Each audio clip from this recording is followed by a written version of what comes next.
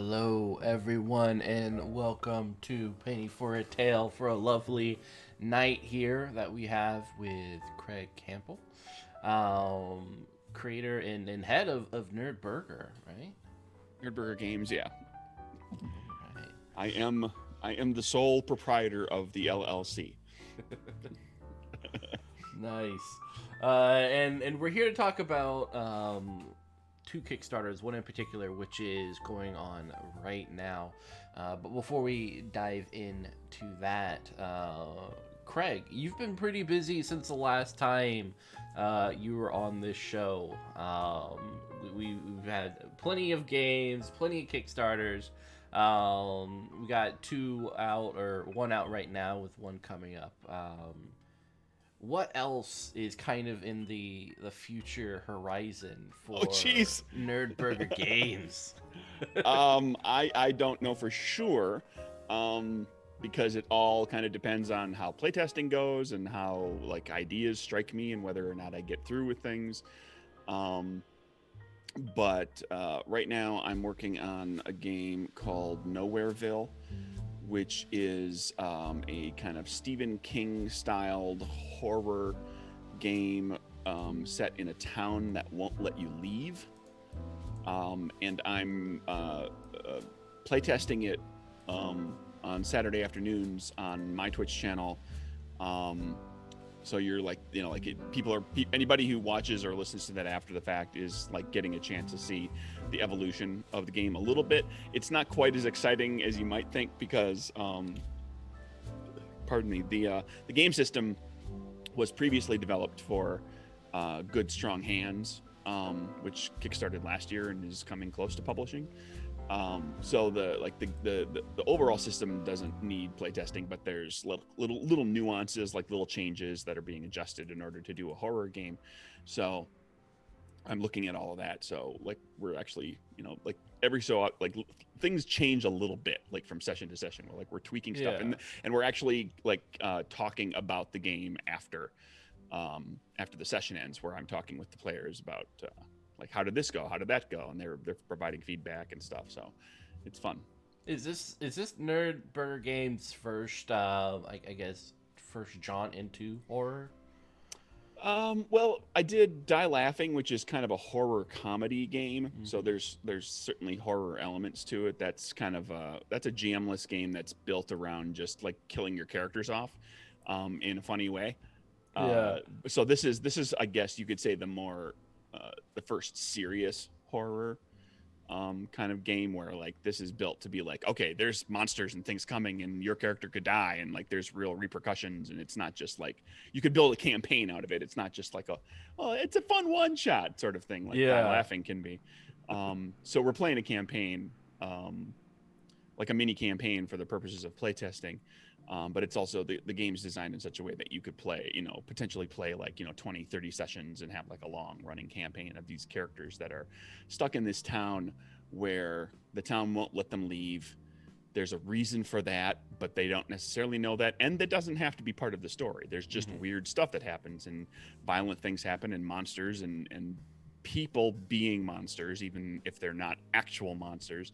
And, it's built around the idea of, if you've ever lived lived in a small town or known someone from a small town where they'll like everybody knows each other, everybody's in each Yeah. other's business, there's these long standing feuds and animosities that grow, so you can build this kind of really interesting community of NPCs and then integrate have the characters involved in that too, so that there's all this like implied history between characters, because they're stuck in this town that they can't get out of. Yeah. So Hey, we've we, been we, we we've came started to here. develop that. It's fun. Yeah, we came here to talk about two other TTRPGs, and now I am salivating over over this potential new horror one. Uh, That's okay. We can talk about all sorts of stuff. you killing me, Smalls. Uh, I guess you referenced the stand as a influence and kind of a comparison. Was it an idea that kind of erupted from thy head while watching the stand, or I think there's even a mini series out right now. Oh, as far as Nowhereville goes, that's inspired by just kind of Stephen King stuff in general. I found myself a while back, several months ago, being like, there's no Stephen King RPG. Like, there's no licensed Stephen King RPG. There's no Dark Tower RPG. There's games out there that sort of have some Stephen King influences in them. There's things, there's little indie things and whatnot. And you could certainly take a variety of different generic systems and kind of turn them into a horror game that does those sorts of things. But I thought I would delve into some kind of Stephen King specific stuff, and kind of let it like be much more clearly influenced. So like there's it just makes me think of Castle Rock, the town that is the backdrop for a number of Stephen King stories, where like he just keeps coming back to that town all the time, and it's like, why do these people live there? Why would you continue to live in Castle Rock, where all this wild stuff happens, and then on top of it, like just up the road, there's this town where there's this evil clown, and just down the road, there's a town where they dig up a spaceship, and everybody goes nuts, and like, but then I was like, well, maybe they can't leave. Like, what if they can't go? Like, that's and the people who live there just kind of forget. Yeah. Like bad things happen, but they just kind of forget. And that's something that you see in It, if you've seen the movies, or read the book. There's like, bad things happen in Derry, and everybody just kind of ignore it, and they move on. So this game is built around that, but then also there's actual reasoning about why the town won't let you leave. And actually the way I'm developing it is to give it replayability is there are 6 different possible reasons that the town won't let you leave, and so you can play multiple campaigns using different versions of that. So yeah, going back to like, why wouldn't you leave? If a clown was in my city, I'd be out in a second. If there's a clown dragging kids down into the sewers and eating them. Yeah. I'm like, I gotta go. Like, look at the time. I can bounce out of my lease. There's a clause about clowns and my credit score will recover. Exactly. While writing this, because I'm just gonna start digging in on this TTRPG you got, which just captivated me. How do you make a horror game Stephen King? How do you kind of have that influence represented in the system and the setting you're trying to cultivate? And how's this going to be kind of different from like, other horror TTRPGs out there? Well, it's influenced in like I draw ideas from stuff, but there's certainly is it going to be exactly Stephen King? No, but there's a theme running throughout a lot of Stephen King stories, and he talks about it a lot in the Dark Tower books, which is the chaos, the random and the purpose, which is basically the order of the universe and the chaos of the universe, and how certain things are agents of the reason, and certain things are agents of the chaos. And so in the game, one of the mechanics is built such that you have a track that is, it's called, Stephen King calls it the random and the order, and I call it the order and the chaos. Order and the chaos. But anyway, you got a track that's like 10 points long. And on one end is the chaos, and on the other end is the order. And you are somewhere on that track. You make a check mark. That's where my character is right now. And there's different things associated with each of those boxes that you can do. Like you get a little perk or bonus. So the closer you get to order, you become like a better champion for the town. You become better at you can fight monsters better, etc. The closer you get to chaos, the town recognizes you as being something dark and a little evil, and you can hide from monsters because monsters think, he's just one of us. Yeah. And then there's power stuff that's kind of associated with that, and just bonuses and things. And then so as you play the game, there's different reasons that you might move up or down that track, and you have some amount of control over that, but you're also at the whim of some of the things that happen with dice that cause you to go up and down the track too. So you can find yourself changing what your capabilities are based on how you are aligned with the darkness of the town.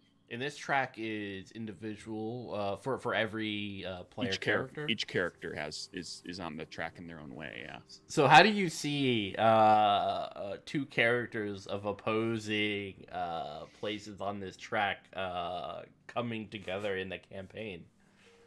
Well, it's, how do you see a paladin and a rogue working together? Give them a common purpose. Like, you can have the character that is, they can have a common goal of, like, they're trying to fight back against the darkness, they're trying to save lives, help people, fight the monsters, but one of them is like taking the righteous path and doing all the right stuff, and then one of them is willing to walk the line to kind of get to know the darkness better, and maybe they come to understand something about it by walking that line. I love that. And then of course it's in playtesting, so like exactly how that functions might change over the course of time as it gets developed. Yeah, I want to see. I'm thinking of a character that I'm going to name Wiggles, who is a evil clown who just wants to take on like a it type clown in the city. I think viewers watching will definitely understand that I would definitely lean towards the chaotic, and I'm not sorry for that. That's okay. You can lean that direction. Yeah. But okay, so as exciting as that is, and are we talking about a Kickstarter this year? Oh, I have no idea.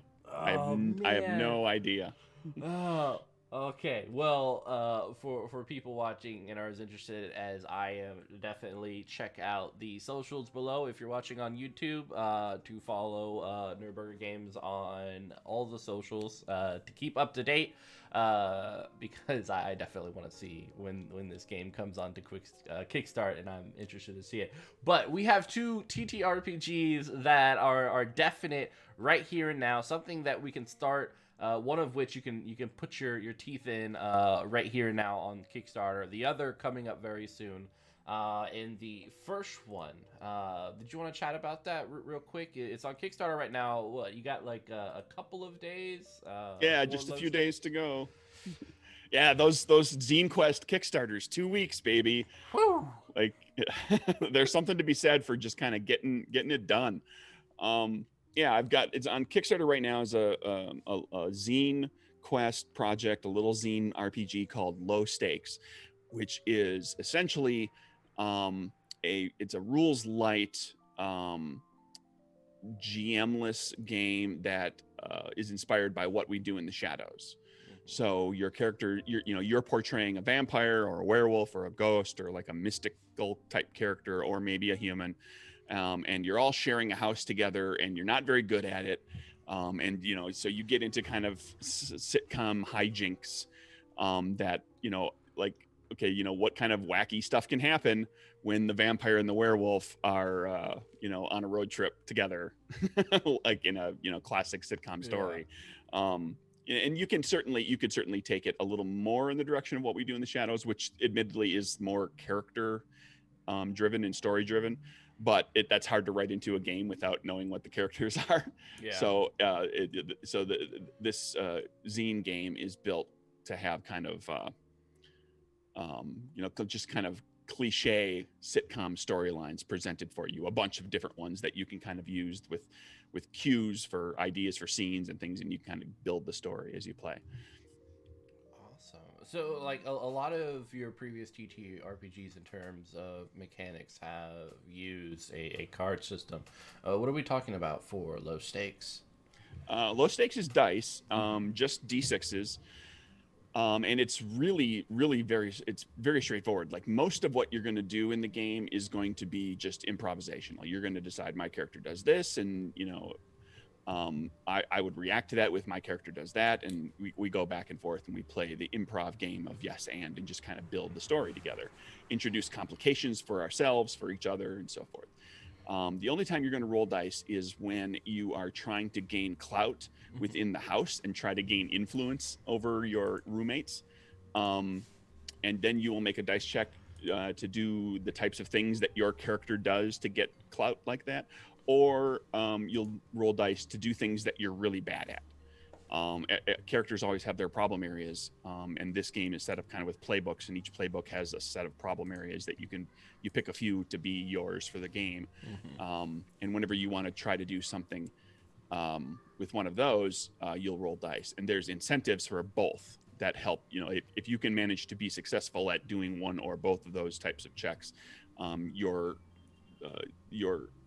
ending of your story for your character gets to be better. Like, things turn out more positively for you. If you manage to fail at a bunch of that stuff, then you end up having to develop kind of a downer ending, like a real bummer of an ending for your character. And you guys are currently approaching 7,000 with 587 backers. 3 days to go as part of the Zine prereqs and stuff like that. Are there like any stretch goals? What is kind of the final product that you're hoping to deliver to people in terms of printing and such? Well, this is a unique one. Generally, with every one of my Kickstarters, it's always been the game is written and edited by the time we get to the Kickstarter.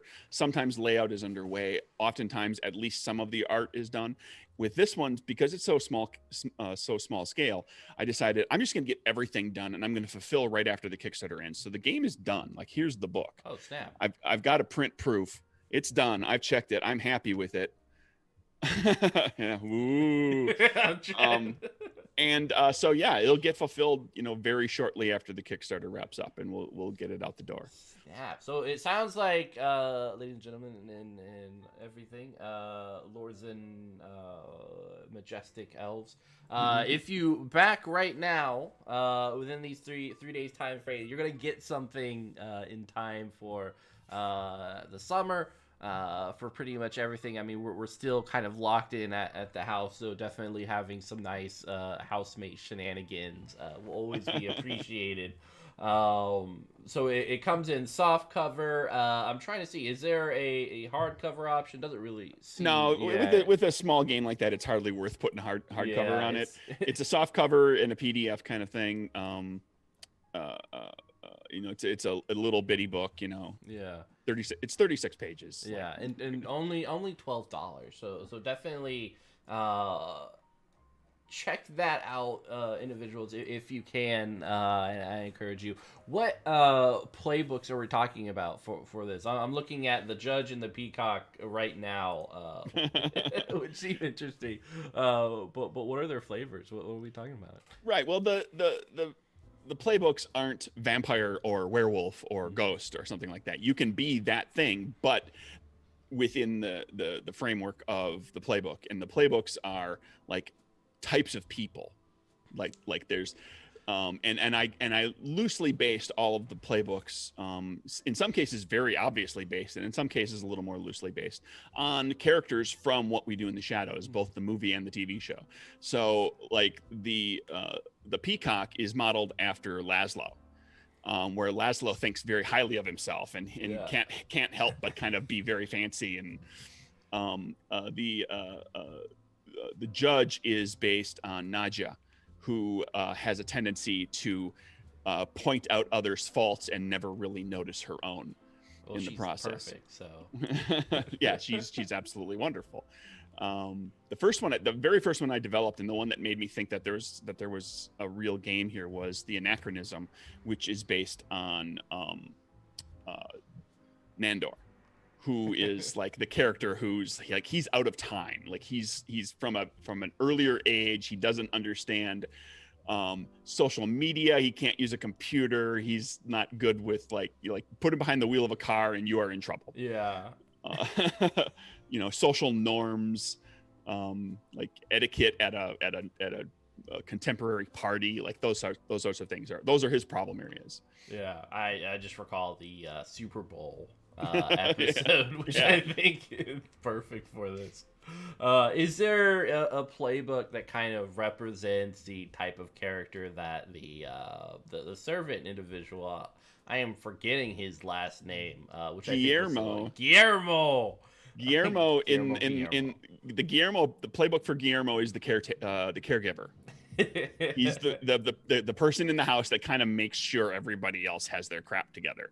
And like, some of them are like, the anachronism is clearly like this very vampire or ghost oriented thing. Like it makes sense for somebody that's very long lived. But some of these other archetypes are just like, you might have had roommates that are like this. There's like, you got a bunch of ne'er-do-well roommates, but then there's one roommate who kind of holds it all together. They're the caregiver. And that one's based on Guillermo. Oh, and Guillermo, for me, I think for everyone who watches that show, it's just like, we love Guillermo, but really Nadja is top place for that. So you have these. Do you have any that you created, any playbooks that you created that were not inspired kind of by a character in What We Do in the Shadows? Not really. No, they're all like, just to some extent. Like some of them are clearly, like anachronism is clearly Nandor, but some of them are not quite as much. I'm blanking on the character's name, but Taika, how do you pronounce his last name? Watiti? Oh yeah. No, I know his character from the movie, like the first character we meet when he's like going around and he's very prim and proper, like he's the stickler. He's the one who like, he wants everything just so, and people like, we have to have a roommate meeting, like nobody's washing the dishes. Put towels down when you're going to eat. Clean up after yourselves. Yeah, he's the stickler. Yeah, they're each of them is just like in some part based on like some character. Yeah. So now I'm curious, in the newer show, you have I guess a Debbie Downer in a way. I forget what the character's name, but I think you know who I'm talking about. Do you have a representation of that? Colin Robinson, yes. The psychic vampire. Yeah, well, I toyed around with like the downer aspect of just being kind of a downer, like being just somebody who bums you out, and that as a playbook that doesn't play well because it doesn't inspire you to do anything other than to just drag people down. So like I said, some of these are more loose, and so he kind of inspired the instigator, which is some of what Colin does. Is like he comes in and he messes with people. Like he knows that he's draining energy from people, and so he comes in and he's fully aware that he's going to irritate these people, but he doesn't care because it's how he feeds. Yeah.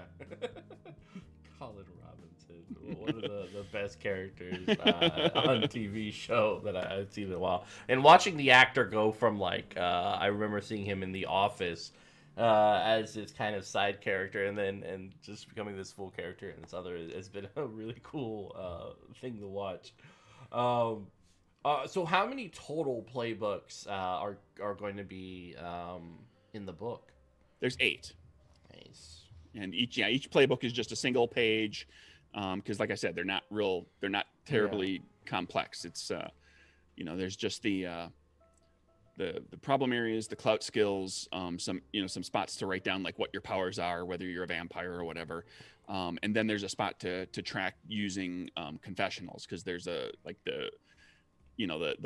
mockumentary / documentary style of situation comedies where the assumption is that there's a camera following you around in some way, shape, or form, and so you can cut scene, like the rules are set up so that you can cut scene to generate a confessional where your character like talks to the wall or talks to the breaches the fourth wall, talks to the camera, and you can manipulate the story and like either mess with other people or gain some benefit for yourself down the road by having those scenes. Yeah, it sounds like this would be hilarious to watch on stream. Has anyone had the absolute pleasure on streaming this yet? Like, that's my question. Merrick Moyer did the editing for it, and he and some of his friends got together and they put a stream up there. If you go to the Kickstarter page down toward the bottom, there's a section with PDF or with podcasts and stuff, whatnot. There's a link to the like a 2-hour play of the game. Nice. And the game plays very quickly. You can play it in like an hour or two, depending on how heavy you get into role playing. Yeah, and I see even High Level Games did a breakdown of the Zine Quest too. Oh no! It looks like we have lost our guest for the time being. But while we're kind of waiting for oh, there he's back. Sorry. What Oh, the heck so happened? cool. Okay, I'm back. Yay! Don't touch that, Craig. Don't touch that cord. No touchy. I was just talking about like the high level games article on low stakes. Oh hey guys, and thank you for the raid, raiders. Today, if you guys aren't familiar, we are talking with Craig Campbell of Nerdburger Games. A lot of great man. I am like spacing out on the TTRPG that brought me to you, and it is driving me crazy. Jeez, it's been a while. Our first talk. What I'm trying to was it? Yeah, for it was the mafia, like was it for the straight up capers, or was it for one? Because there were 3 supplements. I think it was Capers Noir. Capers Noir might have been, yeah. Which is noir is, oh god. Wow. Yeah. Cops and criminals in the 1940s with superpowers and monsters. Yeah, I like to live in noir every now and then, stare out my window and just let the rain fall on it. Smoke a cigarette in the shadows. Exactly, right? But like I don't smoke, so I'm really trying to find like those little candy cigarettes. There you go. I still look cool. But everyone who read, thank you for coming. We were chatting here about his current zine on Kickstarter right now, Low Stakes, which you were interested in what we do in the shadows. You'll be interested in this. For those who are watching, we have a very important question. And what is Guillermo's from What We Do in the Shadows? What is his last name?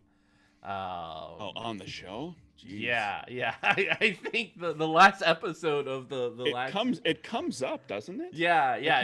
He does have a last name. It's kind of the main theme of the last episode. Well, we know we find out who he's related to. Yeah. Well, that's a big part. That's a big storyline thing. Yeah. An ancestor of his, but like he has a just like regular modern day last name, Dela Cruz. Oh no, that's not for you to tell the people. They have to tell us. Sorry. Like, see, I love to go. I love IMDb. Man, sorry, I'm terrible. Ask another trivia question. I won't answer it this time. Oh man, no. Maybe they didn't hear that part, and so I will still pose that question to see what is Guillermo's last name in What We Do in the Shadows, as we're talking about Low Stakes, which is on Kickstarter right now. What We Do in the Shadows inspired TTRPG. As you guys decompress from the Dragon Age TTRPG that you guys were just playing, like, geez, that's you always need decompression after a Dragon Age game, because there's a lot of drama in that. So yeah, I mean, and as we kind of shift from What We Do in the Shadows and Low Stakes, you have another TTRPG coming up, which hopefully will be coming up what approximate time?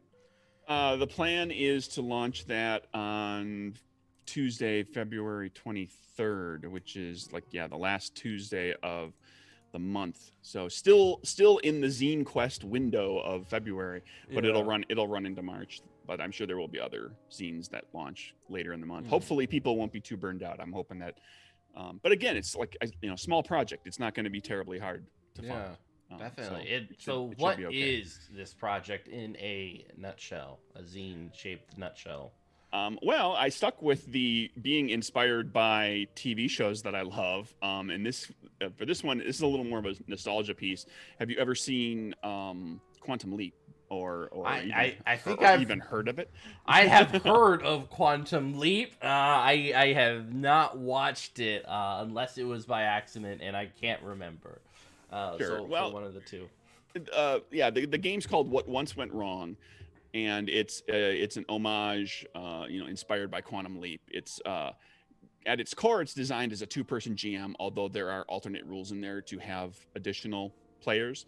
But you basically have, the GM and the player is portraying a time traveler who bounces rather than just like traveling their own body, the conceit of Quantum Leap was the time traveler jumps into the body of someone in the past, and their consciousness comes out and jumps into the time traveler's body, at the project. And while the traveler, the leaper that leapt in there, is in the past, they're in this body. They're there to fix something, to help that person with some part of their life that went wrong. Something didn't go right for them. Some decisions were made, whatever it might have been. And it's not like, stopping Hitler from being born or, like that sort of, it's personal level kind of helping somebody who, has something go bad for them. And so the time traveler is accompanied by an observer from his own time who can interact with him, but only the time traveler can see and speak to the observer. But the observer brings information and helps to kind of flesh out who this person is that they've leapt into, and what sorts of things happened in their life according to history. And they go about trying to fix things until they figure out what it is that needs fixing. And when the leaper finally fixes whatever it was they were there to do, then they leap out, with the hope then being that they would then leap home back to their own body. Yeah. And of course in the show it doesn't happen that way. The leaper just keeps leaping from body to body. The character Sam Beckett just jumps from episode to episode, from body to body. Yeah. So the game it's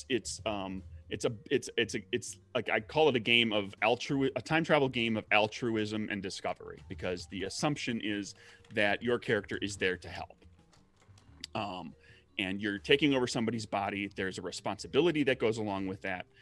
And your job is to like fix something, to help something be better for this person's life. And the game is set up in such a way that the GM doesn't plan what the thing is that they need to fix. The GM comes in with some ideas of things that they think might be right, but as it is in the show, the first thing that they think needs to be fixed is never the thing. Yeah. It's always like 2, 3, 4 layers deep of other stuff that they have to explore and find their way to. And so then the leaper tries to fix things, make some dice rolls. There's some mechanics that slowly build points toward the point where you actually do fix the thing. And so when that mechanic, which the GM who's playing the observer is keeping track of that mechanic as it tallies up, the player doesn't know what it is. When that breaks the threshold, and then the character succeeds at whatever at trying to change something, then that's the thing that needed to be changed. So the GM and the player discover the end game of the story together, because the GM doesn't plan for it. Well, it sounds like a really interesting. I know we have some comments about reminds of a TV show, and I think that TV show is Quantum Leap. Though honestly, the last day in June or July, which is a video game on Steam, very beautiful. Definitely has some similar themes to it. So yeah, how? I mean, my big question is, and I'm sure you thought about it while playing the game, is if you could go back and change one thing, if you could quantum leap yourself, what would you change, and what would be the horrific I guess butterfly effect that happens in the present? Oh God, I don't know. I mean, I honestly never really approached, for this game, I don't approach it as like you go back and change some historical event, because that's not what the game is about. It's about changing like some little thing for some regular person. Like, although, I mean, in the show, every so often they deviate and Sam tries to change some, significant historical thing. And they have some interesting twists on how they handle that on the show. It's worth the watch if you're into time travel stories. And boy, what would well, Sam does leap into his own body, like his own younger self, and he tries to change stuff about his own life. What would I change? Yeah, and this is also a question maybe for I the wouldn't audience. maybe I would punch that guy back in 6th grade when I got punched for the first time. Like, I had a schoolmate of mine got angry over some stuff that I'm not going to get into, and I got like after school, I got punched. He walked up to me and kind of sucker punched me. Like in retrospect, looking at it, I was like, he sucker punched me. He totally sucker punched me. Maybe I punch him back, and maybe that sends my life down a different path.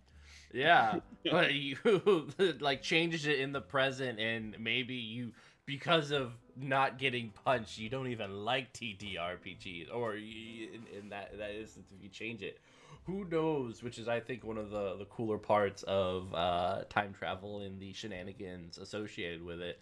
But definitely for those watching, like, I know you guys just came out from a Dragon Age game, some of our chatters and stuff like that. I'm interested for anyone in the chat, or if you're on YouTube watching on the comments below, in any TTRPG that you are playing right now, what would your character go back in time to change? Little details in your dark, tragic history. What would you change, and what do you think the outcome would be in the present?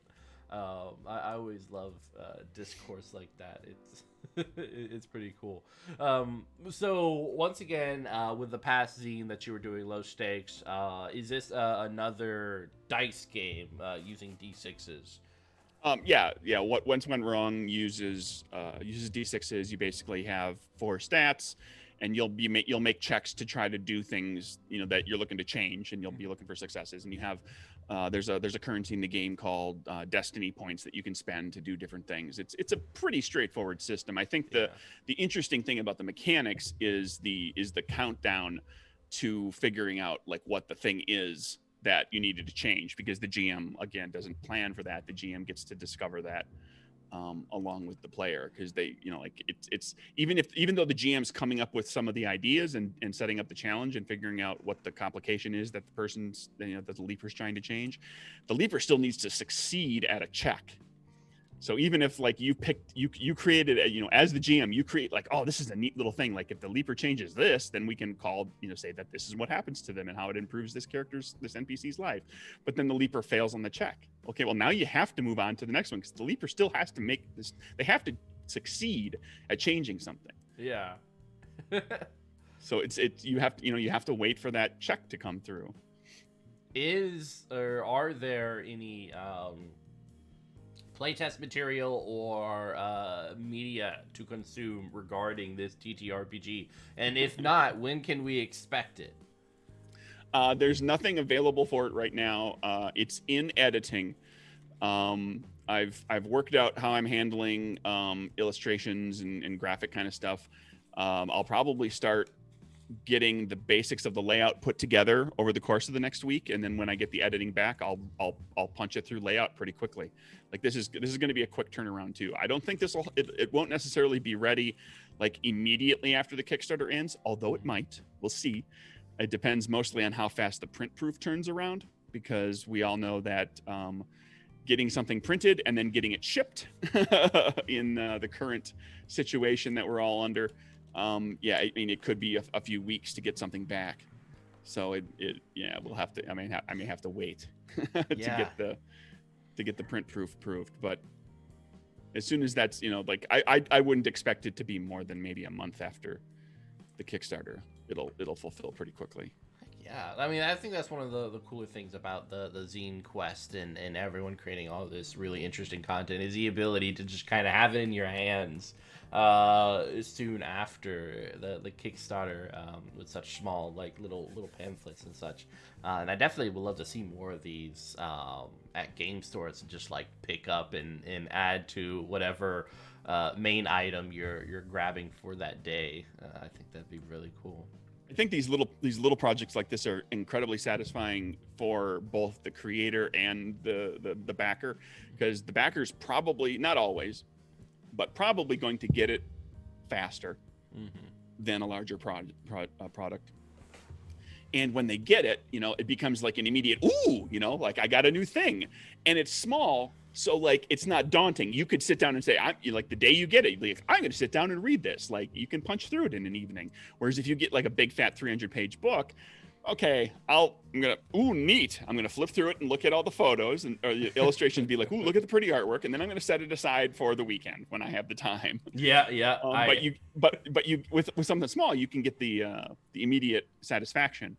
And for creators, it's just, like the best part about creating something is like is all the little steps along the way. So like, okay, the game's written and play tested. Okay, now I've got artwork. I've got all the artwork. The artwork is great. Okay, now it's laid out. Like you get to all that stuff faster than you do with a big project. So it's like, and then you get it fulfilled in people's hands, and you're able to go, haha, done, and it's out there, and it, people dig it, and they've got it, they bought it, and now they have it. Yeah, which is and the satisfaction of that comes faster than with a large project. So it's cool. Especially with Kickstarter, because I feel like I'm used to liking and like pledging for something, and then I'm like, I will see you in a year or two. And I hope I am still excited about this when I get it. Yeah, it's months. Like I will. Goodbye. Yeah. See you later. So we 3 TTRPGs in the future for Nerdburger games, low stakes, what once went wrong, and then what was the Stephen King inspired TTRPG? What is the name of that? Nowhereville. Nowhereville. So these 3 TTRPGs on the horizon, especially Nowhereville. I'm gonna say let's anticipate that at the end of the summer at least. That is my goal set before you. I don't know, but I'll say this: the nice thing about it is, it does use a system that was previously designed, so like the playtesting period isn't necessarily going to be as long as for some games. So like this, it'll turn over faster than some of the games I've done in the past. It sounds like summer is the end of summer is a perfect time for that. Just in time for the Mitch, Halloween. what are you doing, Mitch? I'm just trying to get this game out here. You mentioned it on my stream. That's on you. I'm just a facilitator of my enthusiasm. So these 3 TTRPGs of kind of various genres. My question is next year, and really like the 4th quarter of this year, and what's on the horizon, and will there be more capers? Are you going to revisit capers, or are you going on to new and different things? I don't know that I can commit to anything like that because you're putting deadlines on me, man. I will say this about capers: never say never. Like there's something yet to be done. There's something that might still happen with capers. Ooh. And we'll see. But it's going to be a significant commitment on my part, and it's going to take a lot of work. And we'll see that Q4 of this year. I just, of course, whatever comes out of my mouth concerning Nerdburger games, do not take this as written in stone. Mitch Wallace is not an employee of Nerdburger Games and has no say in the schedule of the company. Exactly. I can just try to dictate from afar, which isn't great at all. But yeah, it's super. You're killing me, Smalls. There we go, the turn. But yeah, super excited about all these TTRPGs coming out. And once again, thank you for chilling out, discussing these things with us. What are your kind of final words for those watching and for those also watching on the YouTubes? Well, Zine Quest is almost over for this year. They've done it 3 years in a row now. It's almost certain that they'll do it again next year. So you've got a year to put together your 30-page little game. What are you waiting for? I know you got an idea. Everybody does. Zine Quest is a perfect excuse to put together something small, low pressure. Get with designing. Let's see what you got. All right, and that is the gauntlet for everyone watching, and particularly those Dragon Age people who came in during the stream on the chat. We anticipate zines from each and every one of you, in some form or another. Lupus, I believe in you. Yes, and Mitch Wallace of Penny for a Tale will be launching a zine in February of next year. So I'm really looking forward to that. Yeah, See how that feels? I should have anticipated that. What were you thinking? Fine, I will have one, but I best see Nowhereville sometime soon. That's going to be your excuse. Well, I didn't see nowhere really. Exactly. I'm like, So I decided not to do the thing. it was nowhere, and I couldn't find it. I'm working on it. Yes. Thank you everyone for checking it out. Once again, all the if you're watching on YouTube, all the links are down below. If you're chatting with us right now, and you're like, Mitchell, don't go. Sorry, I have to. We have another a show coming up at 8:30 p.m. with some locals. We are playing Alien TTRPG with a campaign called The Glooming. So definitely stick around and stay for that. Chill out, go grab a sandwich, go say hi to your vampire housemate, all these certain things. Low Stakes is on Kickstarter right now. 3 more days to go. $12 gets you the soft cover. It's super soft. You're gonna love it. Plus the PDF. It's so soft. So soft. You're gonna silky smooth. Yeah, like lay down on your pillow, take it with you to bed. You're gonna love it. Not just for the TTRPG aspects of the book. Super soft. Other than that, we are going to wave awkwardly before I end the stream. And thank you again, Craig. It was awesome talking to you. Yeah, no problem. Thank you for having me on. I enjoy talking to you as well.